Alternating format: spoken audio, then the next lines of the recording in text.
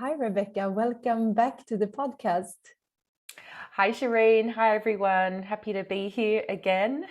Thank you so much for being here. I'm really excited to talk to you today. We had a beautiful conversation the last time. I can't remember if it was last year, actually. And your book had come out, the Starseed, beautiful, beautiful book. And I have it at home. I've been both reading it and also listening to the audio uh, book because I really love listening to your voice. So Oh, thank you thanks. so And your much. book has come out in the meantime as well. Yeah, exactly. So much has happened. And now I'm really excited to continue the conversation. We got into some of the topics last time as well. Yeah, it was Uh, really deep. yeah, we got into a lot of beautiful weaving in our conversation. So I'm just for the listeners that might have not listened to our podcast episode before and maybe haven't met you yet, maybe you want to introduce yourself and what you do. For sure. So my name's Rebecca. I am a writer and I guess my work really is about inviting us to have an experience of our soul. So it's about the great mysteries, the sacred that's woven through everything. Nature's a big part of my work as well. And yeah, it really is about hearing the whispers, acting on the whispers, and living a soul-led life. That's very beautiful. And yeah, I guess in the last episode, you shared also your journey into the work that you're doing. So for anyone who wants to like go deep into that, you can listen to our first conversation. And today we're gonna get into something that I feel like is growing in our collective consciousness. And of course, we're connecting back to nature and back to the plants, and this wisdom is coming back to us. And you tapped into that in our last episode, your connection to plants, to flowers, and especially roses. And since you've been working with this for a long time, what is it that this plant world and the flowers, what are their, what is our like communion with them? Oh my gosh. I think that there's so many entry points with nature and flowers, and then there's the rose on top of that. So if I just explore a few of them, I think the first one is that, we are nature as humans, as souls having a human experience. And in many ways, in the time that we incarnated and live in, we've largely forgotten that. We've seen ourselves as like existing around nature. If you look up nature in the dictionary, it describes it as basically like rocks and plants and trees. But the reality of the situation is that we are actually nature ourselves. And I think the thing that nature teaches us more than anything is that we are ever-changing beings living in an ever-changing world. And yeah, when we've forgotten how to live in congruence with nature, we're often living more in our masculine, which is not a male-female thing, it's like the energies. We're probably living more in alignment with the patriarchal, way of being, versus in harmony with the feminine, versus, honoring the ever-changing true nature within us. And yeah, one thing I've really noticed, obviously the spiritual journey never ever ends, but I have really seen this pattern where often when we awaken for the first time, it's like, wow, this whole other world has opened up, and it's amazing. And it's also sometimes difficult because it's like you're mourning the loss of the certainty that you once knew. And often there's this kind of like looking up towards the mysteries, as if it's like separate to us, like as in soul and spirit is like in the heavens. But the reality of the situation is that Earth is part of the cosmos. The cosmos is the organized universe, And so the earth is made up of stars. It's just as cosmic as the heavens, and our bodies are as well. And so when we awaken at first, often it can feel like it's just like, oh, I get it now. And then I do find that eventually, if we go around that spiral journey enough, we get to the point where we go into the descent into really just the humbleness of the human experience of life on earth, of the extremes that come with it.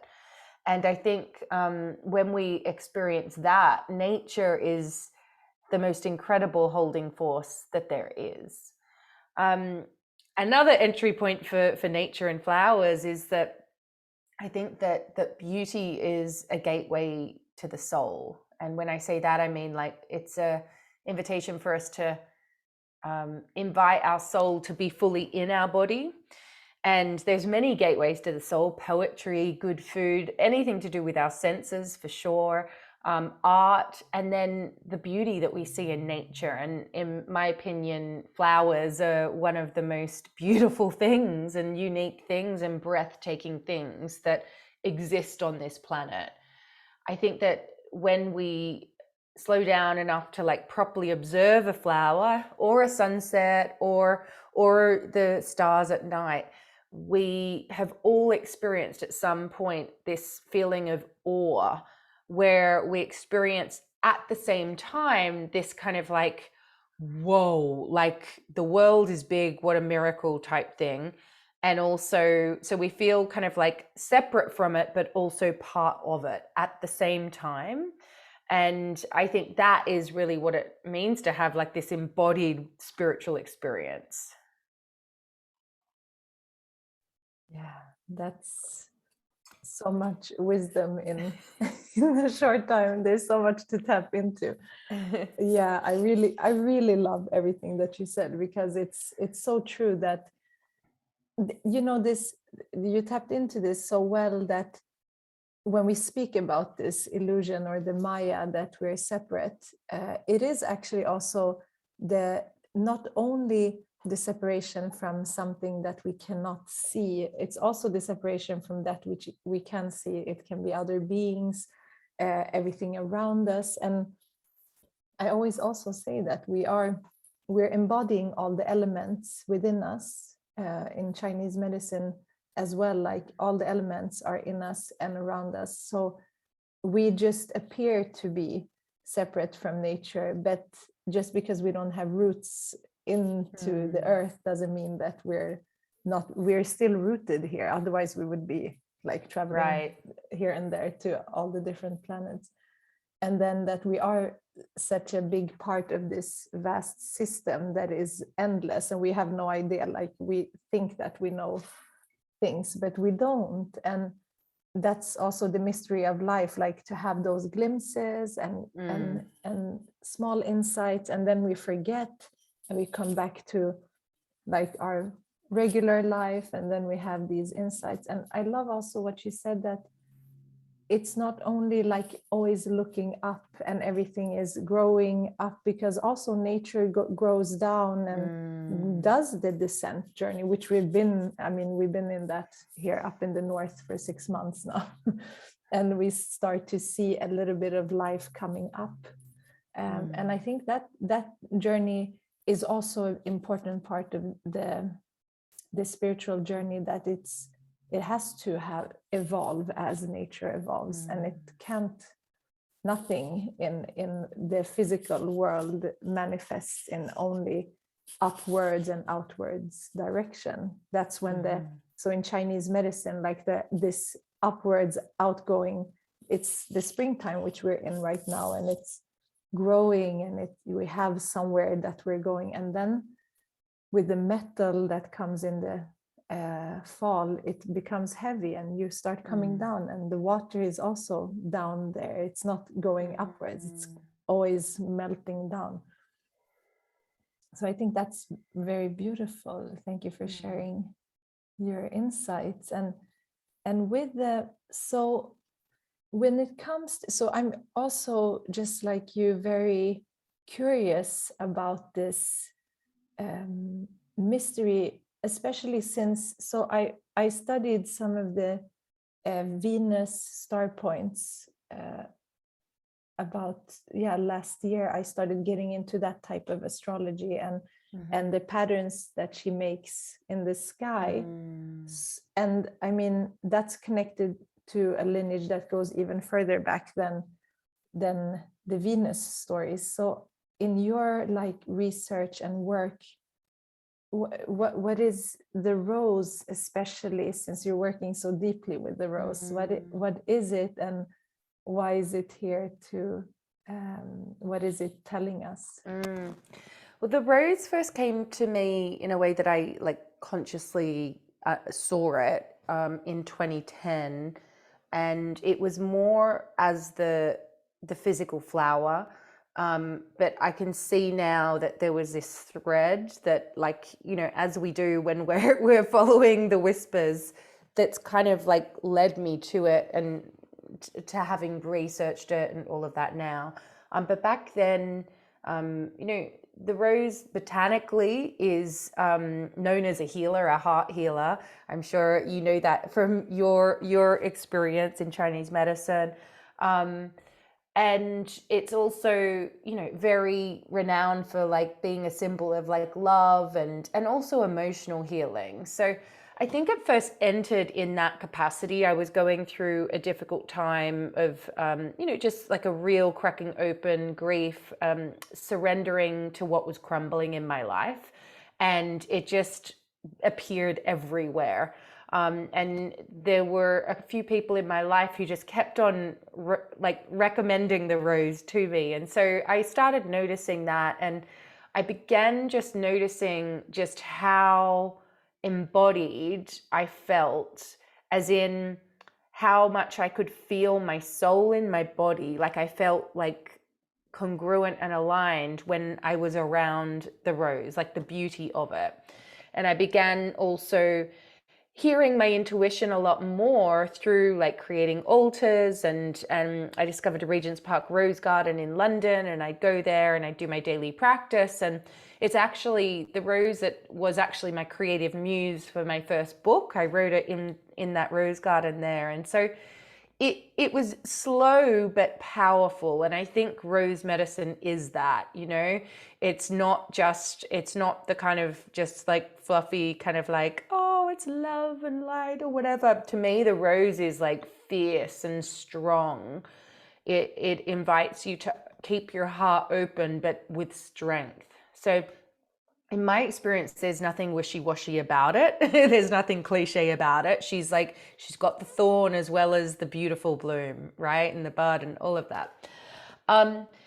So yeah, there was a point a couple of years ago where I was, you know, I had so many workshops pre-COVID, so many workshops lined up, like speaking gigs. And yeah, I said to my friend Holly, I just each time I get up on stage, all I can do is talk about flowers, and particularly roses. Like it just keeps coming through.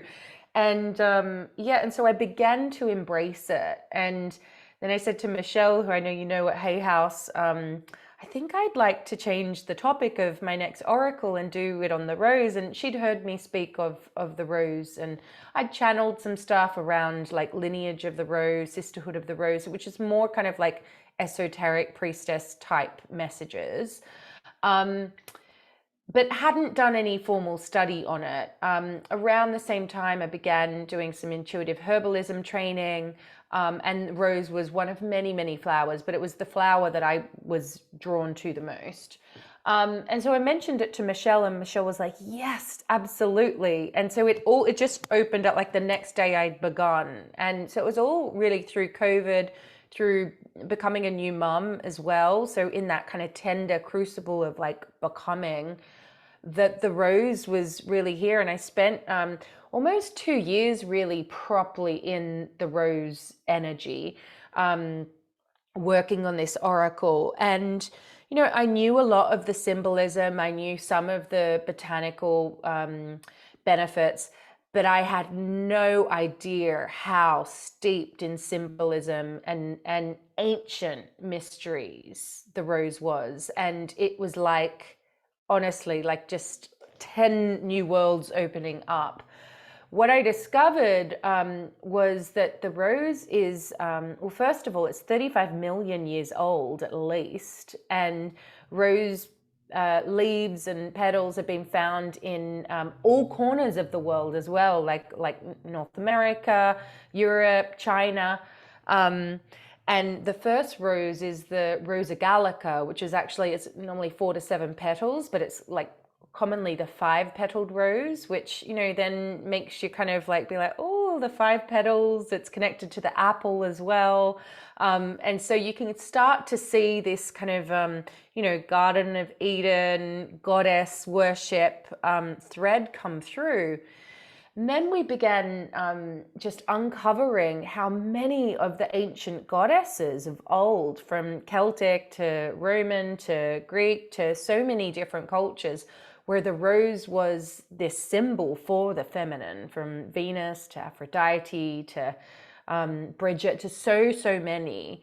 And you begin to see that in particularly times like medieval times, where the feminine was really banished and forced to go underground, that this rose is so often this secret symbol for the feminine. And so, yeah, it's just been the most fascinating project to work on. I mean, I'm now working on, I've got an event coming up on the mysteries of the rose, but I also am working on a mystery school coming out at the end of the year. And one of the mysteries is the rose, because there's so much depth to it. And for me, the rose, there is the relationship you can develop with the rose is in front of you, like a rose bush, an individual plant, like I did at Regent's Park Rose Garden, etc. And then there's the rose as like the mystical symbol, which for me represents like the goddess or goddesses, the mother. I often say Mother Rose. Yeah. Yeah, that's so beautiful. It's so much to say. Yeah, it's so beautiful and powerful. And also, just when you mentioned the 5 petals and the star of Venus, which goes so far back, and then you think, how did they know? Because now we can like at least somehow capture it and see. But the wisdom is so deep and far back, as we talked about in the last episode. We don't know like even that, we only know the tip of the iceberg. And like you said, it's an experience. So there's so many things, just like as when we're working with ancestral medicine and ancestral healing, or things that are it's meant to be experienced. And I'm thinking about like today when we're recording, also with the Jupiter and Neptune coming together, it is about this experiential spirituality, where it's not that someone is telling you how it's gonna, like when you can get facilitated to come into that, but there's no words for it. For me personally, it's been appearing spontaneously in healing. So and because when we think about the rose, I think most people think about like a red rose, you know, the classical one, but there's so many. And what I've seen in healing is that they appear in different colors and shapes and different parts of the body, and give their medicine to the person that needs it. And usually I also ask the person to use that particular color of rose at home or in any way they can. And then, like you said, it's like also a herb.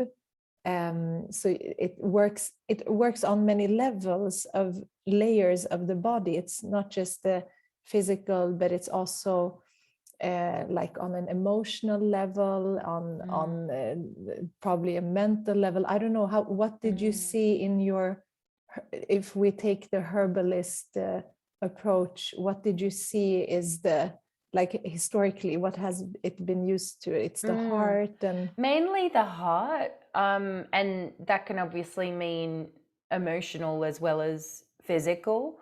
It's linked to the hawthorn, which is another very sacred plant, and rosemary as well, and apple and peach.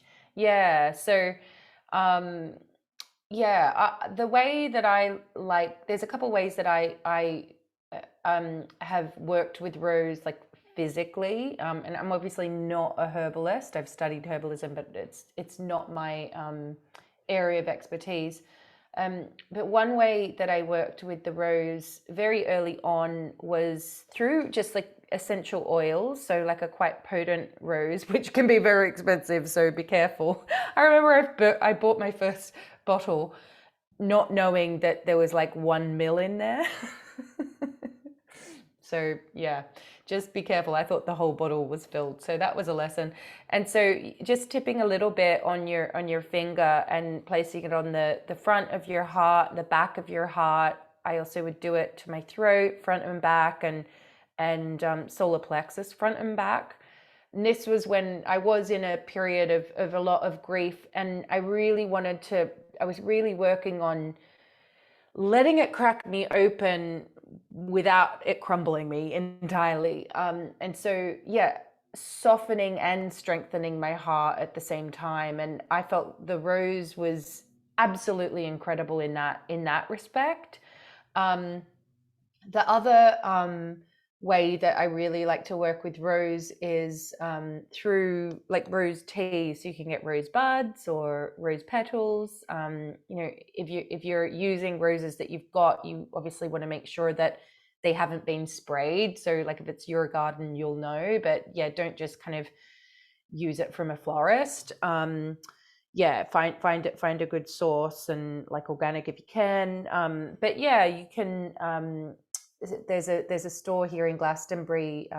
Their offices are right next door actually, and they've got these beautiful little organic, it's called Star Child, these organic rose buds. And so you just drop a couple of them in and just infuse it for a good, I mean, you can do it overnight if you want, but yeah, I'd say like a good 10 minutes, and then just sip it, and you can do like a rose tea meditation, for example. Yeah. I love that. And that's actually very common tradition in Eastern cultures to have rose tea, especially I think in the Persian, because it's so. I have a whole bag actually with small rose buds. Well, beautiful. And I know that we went into talking about the mystic poet saints last time, but there's just beautiful poetry by like Rumi and Hafiz about the rose. And I'm trying to get this right, but I'm pretty sure, is it Shiraz? Oh, I think does it mean rose, or there's something about like the birthplace of Rumi, or I can't quite remember, but yeah, it's very steeped with the rose. There's a beautiful poem called The Seed Market, which I just love, and it's talking about like the seed becoming the future rose garden, etc. But yeah, it's stunning.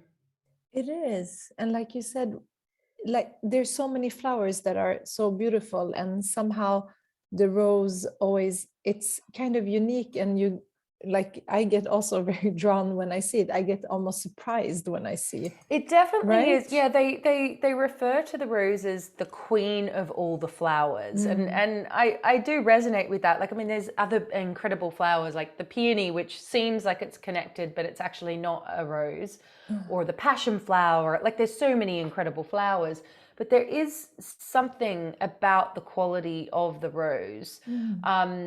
And yeah, there's a I'm fascinated by the folklore always about everything, but particularly about the rose.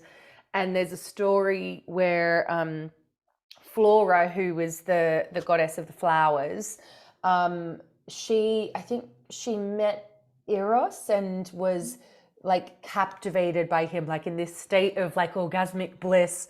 And she went to call his name, but because she was so taken by the sensuality of the moment, she exhaled Ross or Rose, which is where the name Rose comes from. And so I think that that's one example of like you know, where these stories of like the rose as the symbol of love and divine love and all of that kind of come from. There's just so many. Yeah, I mean, it's a very strong symbol. Like it's associated with very strongly with those things. So I see the pattern, and it's so beautiful. Yeah, I think it's like the goddesses, and I'm thinking about Mother Mary. Like there's so many connections there, and we see it in art. And so it is more than just like a plant. And I'm thinking also, it's so, since it's spread out throughout the world, somehow it is meant for all of us to work with, Right. because there's plants that are very like native to certain places, and they're bound to the land in one way. But we have this already, and I think we underestimate that plants don't have to be like strong and altering like the mind so much, because you can still alter your consciousness through these subtle. Yeah, this is the thing. I personally, I'm so open to the and in awe of the incredible effects of plant medicine as in mind altering.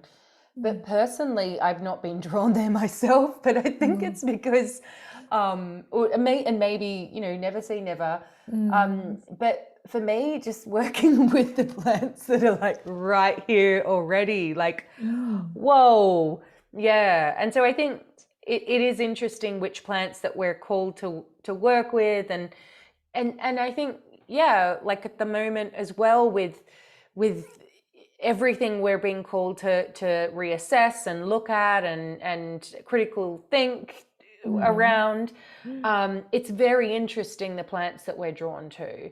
And yeah, I love that you like acknowledge and can see what I saw with the rose, that it really is spread all around the world as well. And from my research, I found that in China it was mainly the white Gallica, which is the wild rose, dog rose, whereas in Europe it was like the deep burgundy red, and so it was kind of like the blood red and the pure white type color, which to me is like, you know, there is this kind of like heaven and earth, masculine and feminine type thing.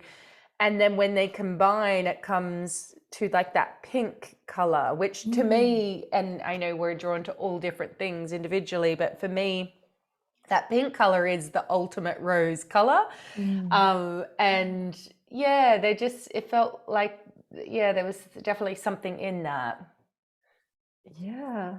And just now, when just when you're talking about the roses, you know, I drew actually a rose today, but not consciously, like thinking about our conversation. It's such a powerful symbol.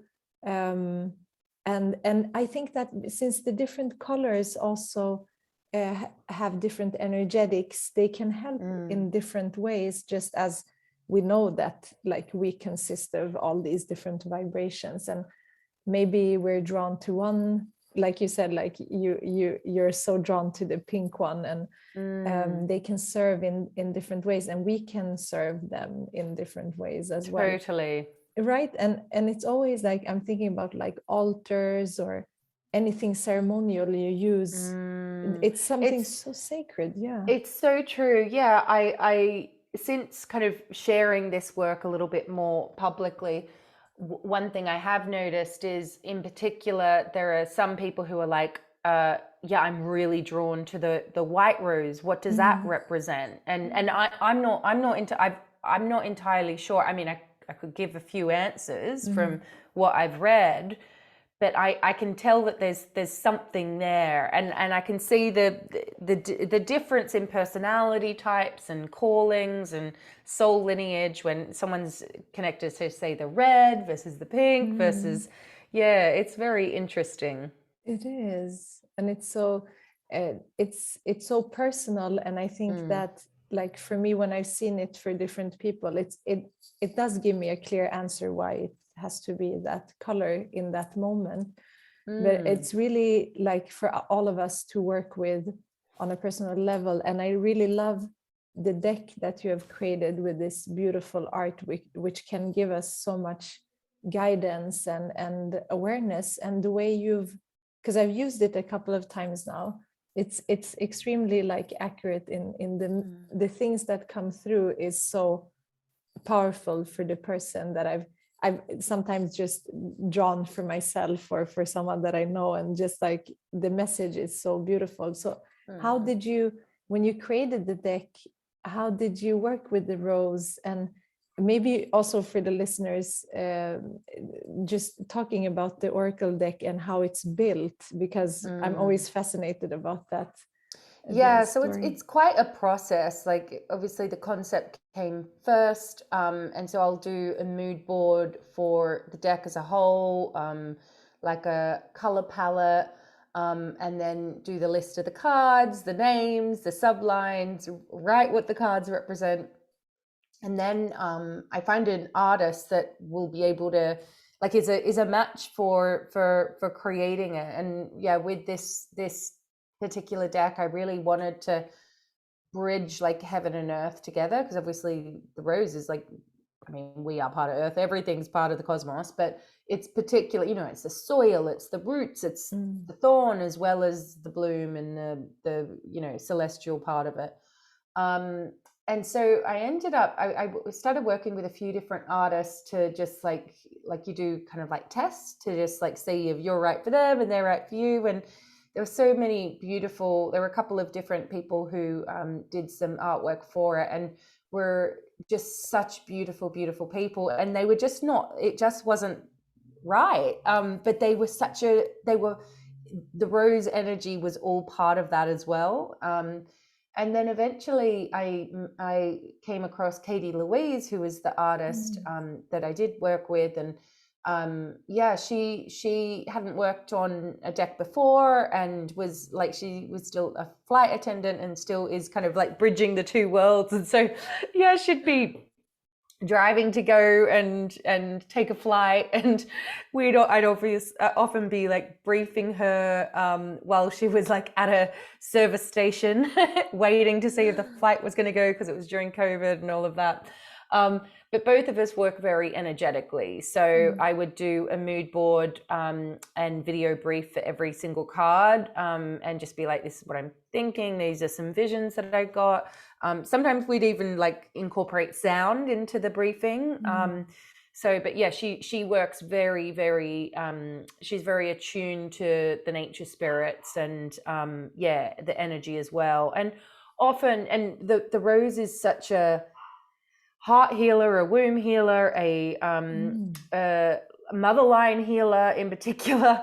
And so both of us, we journeyed through a lot of stuff individually as we were creating as well. And so I think that when you do work energetically, it's not linear. So it's not just like, I'm going to do this and then this and then this. It's like it's very alive and yeah, an alive process. And did this work, did you feel like you even came closer to the rose and its energy by working like this and channeling? Oh, 100%, 100%. Like I felt, both of us felt extremely grateful to be able to like be in a container to deepen the relationship with like this incredible muse, really. Like as part of my plant medicine training, we journey with various different plants, and so, which is like, I just love doing that. And so to be able to literally spend 2 years of my life like working intimately with just one flower, like flowers, I'm just the thing I'm most passionate about, I think. So it was amazing. It was amazing. That's so beautiful. And for those that might not have any oracle cards or knowledge about it, can anyone use it? And yeah, totally. So oracle cards, the word oracle comes from the Latin word orare, which means to pray or to speak. And so, you know, really it's like to the divine, I would say. And so the way I use oracle cards is that you can use them for divination, as in like prediction, which is like where that kind of like, you know, the psychic kind of cliche vision of the crystal ball and the cards come from. But I use the oracle cards and have done for many, many years as part of a daily practice. So if you just imagine, like, you know, it's a way of speaking to the divine within, which I call the soul. And so, you know, you can ask a question and then just pick a card and just let the card speak to you. So yeah, you don't have to have training in how to read cards. It's just, yeah, you could just meditate on whichever one comes up. Yeah, I can really like appreciate that. And I think that for anyone who is on their own journey and wanting to connect deeper, it is a good tool to have, and to just also, like, just if you need a focus for the day, just draw a card. Okay, now I focus on this. And I love, now I don't have the box here, but it's so beautiful. Do you have it just to show? Like, oh yeah, sure. It's let me pull it. Yeah, because you Put have it back together. The actual box also, Yeah, where you this can is it put here. Yeah, And it's then so beautiful. This is the cards. Yeah. So yeah, that's them. And then you can, it's so beautiful just to see those colors. And then I mean, the messages, the artwork, everything, your words as usual. So I really appreciate that. And where can people find this oracle deck? Just head to the roseoracle.com. I think it's .com.me. Yeah. One or the other. I will link to it. Yeah. Thank you. And then if not, just my website, rebeccacampbell.me. Yeah, because I think it's so beautiful. If anyone who's listening wants to like start or just grow their collection like I am, and I really recommend this because it does bring something unique to these. And I feel like people are really drawn to the rose. So it's a really good way if you want to also deepen your practice with the rose. I think the messages, everything is so beautiful.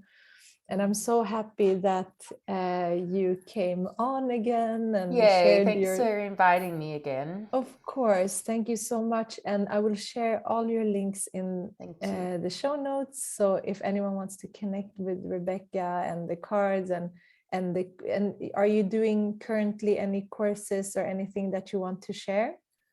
Yeah, so I've got my membership, the Rise Sister Rise membership. That's probably the best way to connect with me. And then, yeah, near the end of this year, just at the end of summer, I'll be starting the Inner Temple Mystery School. So that's like a 9-month training. But yeah, I'm working on that right now. So it's not ready, but yeah, I can send you a link for it. It's just rebeccacampbell.me/mysteries. Mystery School it is. And yeah, so there's a like interest list there if you're interested. I'm sure there will be many, and so beautiful that you're creating that because you have so much experience and knowledge to actually share something like that. So very excited, and thank you so much again for being here. I appreciate you. Thank you so much. Bye.